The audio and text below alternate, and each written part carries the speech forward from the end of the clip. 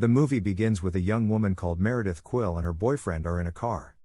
She gives her boyfriend the nickname Spaceman. They follow a diary queen in the forest. In the woods, they exchange a passionate kiss. After 34 years have passed, the Guardians of the Galaxy, including Gamora, Drax, Rocket Raccoon, and Baby Groot, can be seen standing on a stage with Peter Quill. They are attempting to obtain Anulax batteries from the Sovereigns, their most recent boss. The Guardians are prepared to fight the Obelisk, an interdimensional beast, and have their weaponry at the ready. The Guardians all spring into action as the Obelisk descends, except for Groot, who is jamming out to Mr. Blue Sky on a speaker that Rocket put up. The other Guardians are attempting to destroy the Obelisk. To Groot's despair, Drax eventually stumbles and lands on the speaker. Drax attempts to kill the Obelisk from the inside by letting it swallow him since they are unable to damage it from the outside. Rocket is instructed by Peter Quill to persuade the monster to look up after he sees a cut on its neck.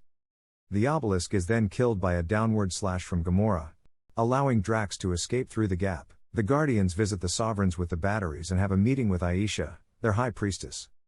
The Sovereigns give the Guardians Gamora's sister Nebula in trade for the batteries so they can take her to Xandar and claim the bounty on her behalf. Aisha belittles the Guardians before they depart, focusing in particular on Peter. She claims that Peter's lineage as a hybrid of a human and an alien makes him irresponsible. Rocket steals some of the cells for himself as the Guardians depart. The Guardians are unexpectedly met by a squad of Sovereign drones on their journey to planet Xandar. They are all pursuing them in search of the stolen batteries. The others believe Rocket was responsible for taking them, and they are all furious. While Rocket directs the Milano toward a wormhole that will take them to another world, the drones begin to attack. Another ship passes by in the distance and begins to annihilate the Sovereign drones. On his spacecraft, a man can be seen standing and waving to the Guardians. To get away from the drones, the Guardians must crash land on a neighboring planet. The other ship that rescued them descends as the Guardians survey the remains of their ship. Ego emerges, revealing himself to be Peter's parent, and he serves as his empathic Mantis assistant. Yondu Udanta and his group of Ravagers are having financial difficulties in a different world. He is lodging in a neighboring hotel. Yondu sees Stakar O'Gord, an old friend who has banished him from the Ravanger squad due to his involvement in child trafficking. Among the Ravagers, Taserface and Kraglin feel that Yondu should step down as commander and that the Ravagers require a new leader. Yondu concludes his conversation with Stakar before the Sovereigns show up and Aisha approaches him with an offer. Peter is still in disbelief that he will soon meet his father. Ego reveals that after Peter's mother passed away, he sent Yondu to pick him up. Peter is still baffled as to why Ego initially abandoned Meredith. He extends an invitation to Peter and his companions to visit his planet. At first, Gamora struggles to persuade Peter to go with his father. Rocket and Groot remain behind to repair the Milano and watch over Nebula, while Peter, Gamora, and Drax accompany Ego and Mantis. The three speak with Mantis on Ego's ship, and she demonstrates her abilities by penetrating their thoughts. She informs everyone that Peter has emotions for Gamora on a sexual level, which Drax finds amusing. The forests where the Guardians crash-landed are encountered by the Ravagers. The majority of them fall victim to Rocket's set traps before Yondu arrives with his Yaka arrow, which he controls by singing. Rocket and Groot are captured by the Ravagers, but Yondu is less eager to hand Peter over when Taserface has plans to do so. Then Nebula knocks Yondu out by breaking the crest on his skull. When the Ravagers capture Rocket, Groot, and Yondu, she sides with them. Since Ego is celestial and his awareness is the foundation of the planet, Ego draws everyone to the world that he inhabits. He explains to the three that he created a human form so that he could traverse the galaxy. He arrived on Earth and fell in love with Meredith, but he was unable to see her frequently because doing so would consume a lot of his energy. Peter is still angry with Ego for abandoning Meredith to die on her own. Peter's hands emit strong energy that is connected to Ego's strength as his emotions increase. His ego teaches him how to manage and harness it. Kraglin on the Ravager spaceship only observes in shock as his companions are killed as Taserface and his henchmen begin ejecting those who are still faithful to Yondu. Rocket only makes fun of Taserface when he brags about his brilliance and scared moniker.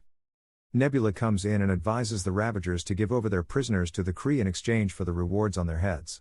She also asks for other things, like a replacement hand. She utilizes the ship Kraglin brings her to leave the Ravager ship and go look for Gamora. Although Drax keeps reminding Mantis that he uncovers her repulsive, He asserts that it's a positive thing because he believes he is repulsive too and still found someone who accepted him for who he is. Mantis and Drax develop a bond. When Gamora interrupts Mantis' attempt to inform Drax of something crucial, Mantis remains silent and simply leads the two characters to their rooms. Rocket and Yondu are imprisoned by the Ravagers while Groot is taken for amusement. Yondu explains how, before Stakar removed him and turned him into a Ravager, he was a Kree battle slave. Yondu responds that the reason he keeps Peter around is that he is small enough to enter where the others cannot when Rocket questions him about it. The two decide to leave the area together after that.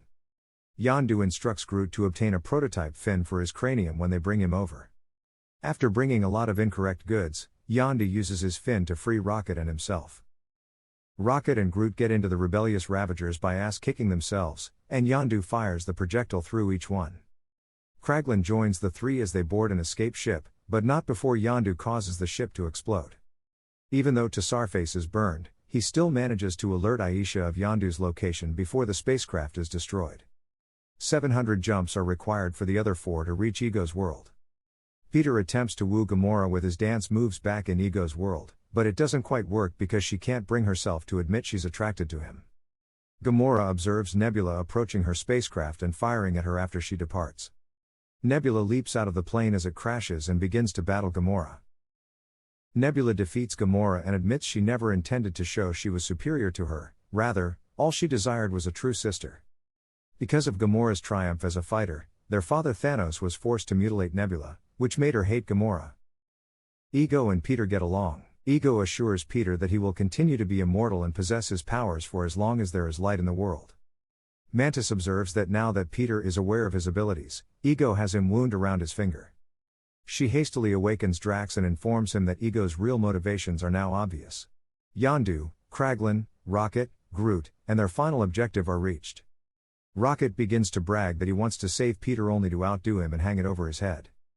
But Yondu stops him by pointing out how scared Rocket is and how he only acts like a tough person to cover up his fear. Then they left to confront Ego. Ego reveals to Peter his desire to create an expansion. Yondu gave birth to many of the children he fathered through his relationships with women from those planets, but when they lacked celestial power, Ego had them killed. Gamora and Nebula now have their bones. The authority that Ego is seeking just so occurs to be in Peter. Ego further discloses that he implanted the tumor that killed Meredith so he would not experience the anguish of being apart from her. In a fit of rage, Peter breaks out of it and starts firing on Ego. In reaction, Peter is taken by Ego, who then uses him to spread the seedlings across the planets and wreak havoc. Peter's iPod and the Awesome Mix Volume 2 that his mother gave him are crushed by Ego as a final insult. In preparation for stopping Ego, Gamora, Drax, Nebula, and Mantis come across Yondu, Rocket, Groot, and they hit Ego with their spaceship. Ego's complete planet self fights back as Peter struggles with his human form. While the Guardians tend to the others, Mantis can send Ego to sleep. An armada of Sovereigns is, unfortunately, waiting for them, intending to kill them as well. They retaliate against the Sovereigns and ultimately use a lot of lasers to destroy their entire fleet. Rocket steals batteries to make a bomb, which Groot steals and flees with despite Rocket's caution not to press the incorrect button or they will all perish. An explosion knocks Mantis unconscious, releasing her control over Ego and rekindling him.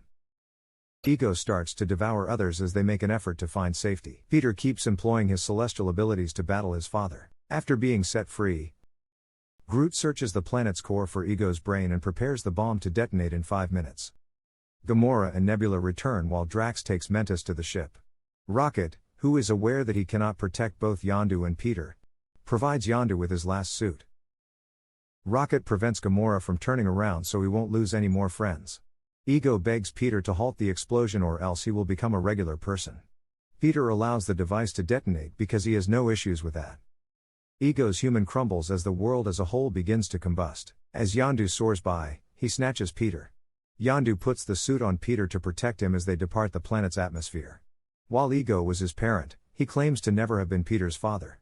Peter lamentably witnesses Yondu's death as he then begins to suspend in space. The Guardians get ready to grant Yondu a proper funeral fit for a Ravager. Yondu had been meaning to gift Peter a Zune for a while, but Kraglin gives him one to make up for his lost Walkman. Peter provides Kraglin Yondu's arrow in exchange because he believes Yondu would have preferred for him to use it. Nebula makes up with Gamora before departing on her search for Thanos. Mantis decides to remain with the Guardians. The Guardians witness dozens of additional Ravager ships coming to pay their respects to Yondu as his corpse is sent out into space.